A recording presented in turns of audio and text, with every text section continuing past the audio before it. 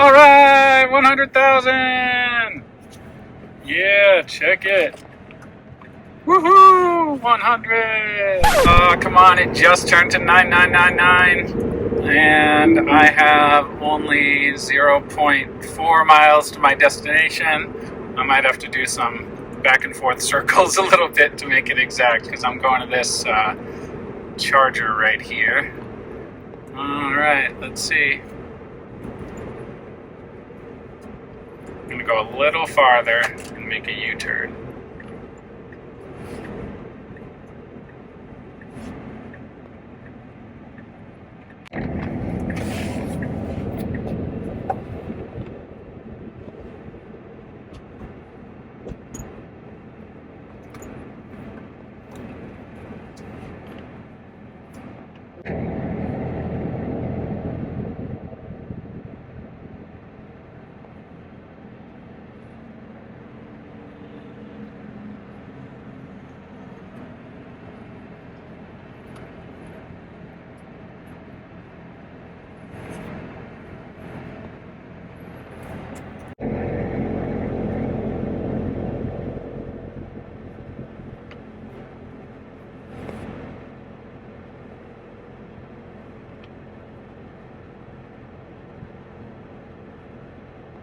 I'm literally doing circles around this charger to try and get to exactly 100,000.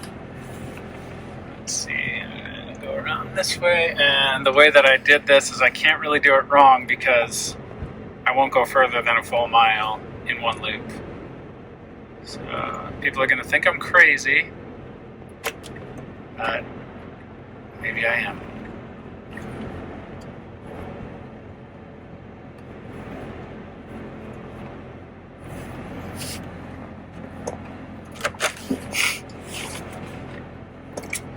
Still no.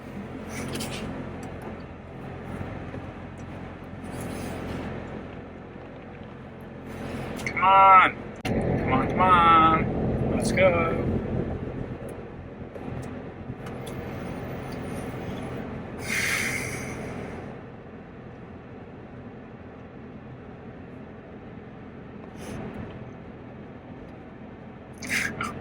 Feels like this last mile has been forever because I'm doing it so slow.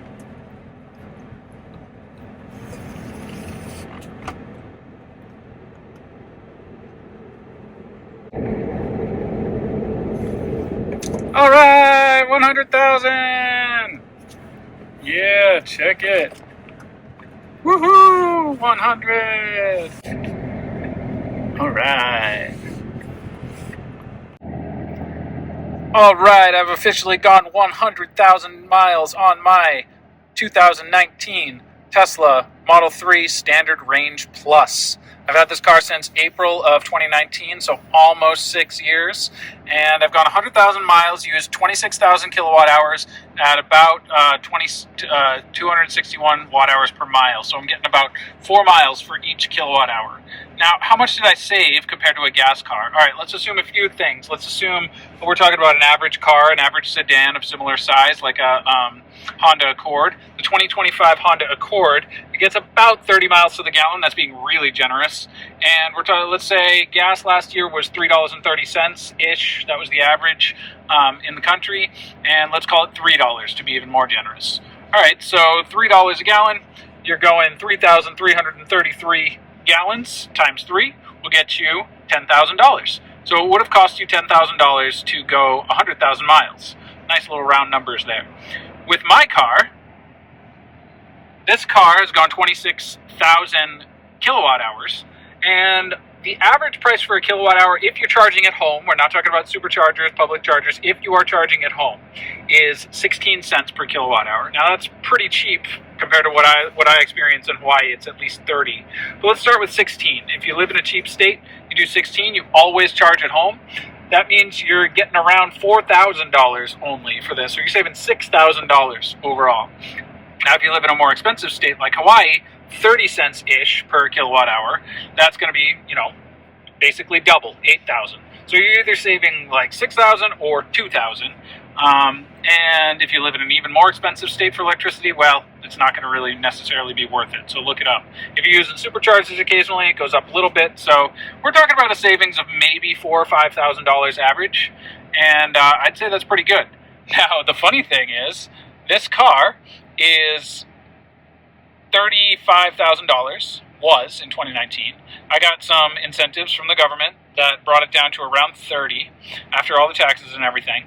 And then when you consider this $4,000 or $5,000 savings, then you're talking about $25,000, especially when you factor in oil change, all kinds of maintenance that I haven't had to do. I've only changed the tires twice, and that's it. I've gotten a few minor fixes here and there, but there's not many moving parts, not much to fix. So you're talking about $25,000 net. And guess what? A 2025 Honda Accord is around $25,000, $26,000, depending on what options you get. You can make it even more expensive. Toyota Camry is around that price. Any sedan, brand new, is going to be around that price. So there you have it. Arguably, my 2019 Tesla Model 3 is cheaper than a 2025 Honda Accord, brand new. Now, another thing to talk about after 100,000 miles is the battery. So it's charging right now, and at 117, it's at 60%. All right, let's do that math. Let's do 118. It's easier to divide by 6. 6 goes into 118. Let's call it 20. It's around 20. And so let's see. We're getting 2 per percent. So that means I have around 200 miles at my full capacity. And when I bought the car, it was 240, maybe 245, I can't remember. So that means I've lost 40 miles of range. So that's kind of a big deal. I do notice that I have to charge much more often. It is kind of, inconvenient sometimes. If I had a home charger, wouldn't be a problem. I don't. I charge at my work, and I don't. Yeah, if I charged at home, I wouldn't even care because I never drive 200 miles in a day. But if you don't live near a charger or you don't charge at home, forget it. Don't even get an electric car unless you can charge at home. I bought this car when I could charge at home, but now I can't.